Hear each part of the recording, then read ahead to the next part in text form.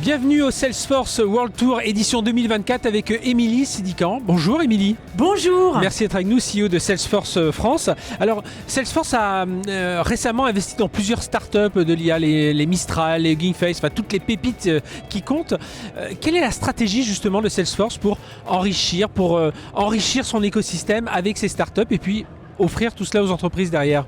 Alors Salesforce, c'est avant tout un ADN où on croit que la technologie doit être systématiquement ouverte et on laisse le choix aux clients de pouvoir venir compléter notre solution avec des nouvelles fonctionnalités. C'est ce qu'on appelle des ISV, donc ils sont déjà d'ailleurs présents derrière nous, mais aussi de pouvoir demain choisir leur LLM.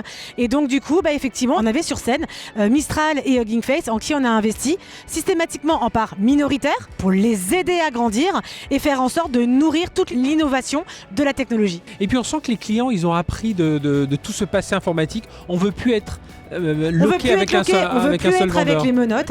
Et c'est pour ça que vous voyez, là aujourd'hui, on a 10 000 personnes au World Tour. C'est incroyable d'avoir une telle audience pendant une journée dédiée à l'IA.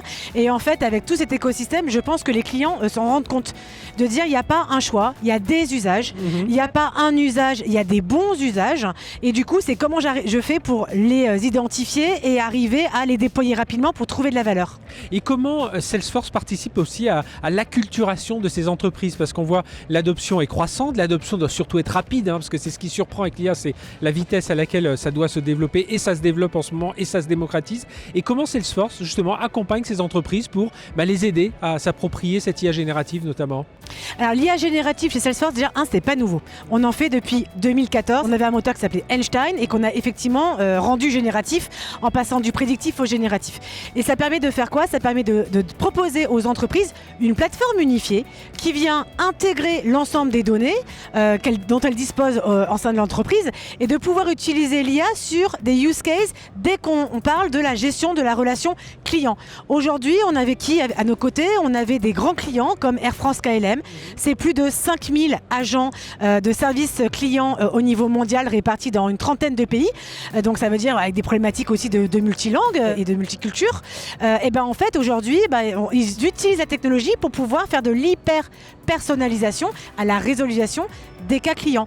Alors je vous parle d'Air France KLM, mais Adecco c'est un modèle de B2B, on est sur le retour à l'emploi, et ils ont justement parlé de comment ils utilisent Salesforce pour faire du CV Maker, faciliter finalement votre profil et vos compétences, et venir le mailler avec les offres d'emploi du moment le plus rapidement possible. D'ailleurs, en regardant bien, on peut retrouver l'interview de Pierre Matuchet de The Adecco Group autour de ces applications.